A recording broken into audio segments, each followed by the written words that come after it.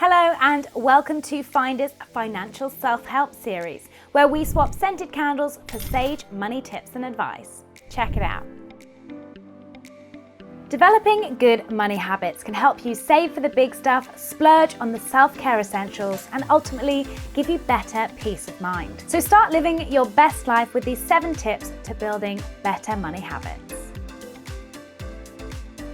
Whether it's via a budgeting tool, banking app, or good old-fashioned spreadsheet, setting a budget is a great foundation from which to build healthy money habits. The trick is to make small, sustainable changes and set yourself reasonable goals. If you can't live without your morning coffee but could easily forego your monthly magazine subscription or TV streaming service, consider cancelling one or both of the latter instead of drastically cutting everything out and being miserable, not to mention decaffeinated. If you're veering off course after 1 week or month, it could be a sign that you've set yourself unreasonable goals, and you might want to take another look at your budgeting plan. Check out our video guide to budgeting your money in the description below for more budgeting tips. Between your phone plan, utilities, credit card, Netflix, and insurance, you've likely got enough bills and subscriptions to warrant hiring a personal assistant. If you don't keep on top of your payments, you could get hit with late fees and penalties, or even get a black mark on your credit record. To avoid extra charges or future credit issues, set up automatic payments for your bills by filling in a direct debit request or scheduling payments from your everyday account. That way, all you need to worry about is having enough funds in your account, and your banking tools, apps, and providers will take care of the rest. Some of you may be thinking, what in the world is extra money? I'm lucky if I have enough money every month, let alone extra. Well, by this I mean any tax refunds, cashback offers, work bonuses, or just unexpected funds left in your account after a quiet month. Instead of letting it sit in your account, tempting you to splurge, why not put it towards an emergency fund or add it to your existing savings account where it could at least earn you interest? When it sort of feels like free money in the first place, you won't even notice it leaving your account, and future you will thank you. If you have an app like Monzo, Revolut, or Plum, turn on spare change roundups to start squirreling away extra pennies every time you spend. You can do a whole lot more with your money than just dividing it into savings, bills, and everyday spending.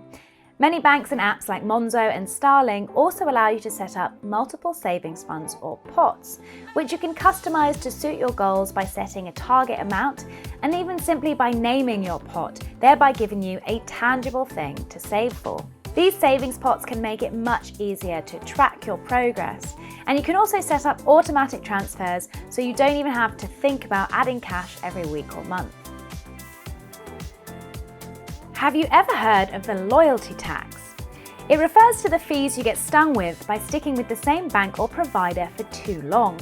According to a Finder survey, a fifth of the Brits who said they had switched bank accounts at one point in their life said they would only do so every 20 plus years. And some of us still bank with whoever our parents set us up with when we were kids. There's nothing wrong with being loyal if you genuinely love your current providers, but you could be missing out on lower fees, higher interest rates, cool features, and even dedicated switching incentives and deals if you don't shop around for a new bank, savings account, or energy provider regularly.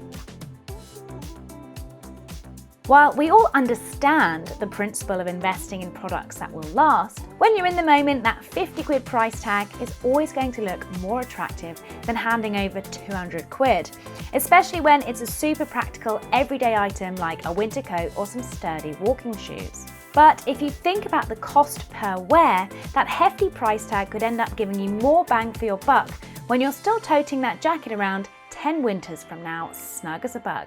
Plus, it's better for the planet, as you'll need to chuck items away much less frequently. Investing comes in many forms, and the good news is you don't always need a lot of money to get started. There are loads of share trading apps and platforms for beginners that let you invest small amounts, with tons of tools and educational features to help develop your expertise. Investing can be a great way to make your money work harder for you. But remember that no investment comes without risk. So make sure you do your research and get clear on how much money you could afford to lose if anything were to go wrong. For more tips on how to build better money habits, where to find the best budgeting tools, and how to compare new products and providers, head to finder.com. There are loads of useful links tagged in the description below, so grab a cuppa and have a browse. For more videos like this one, subscribe to our channel or stay tuned for our next video coming up. Thanks for watching.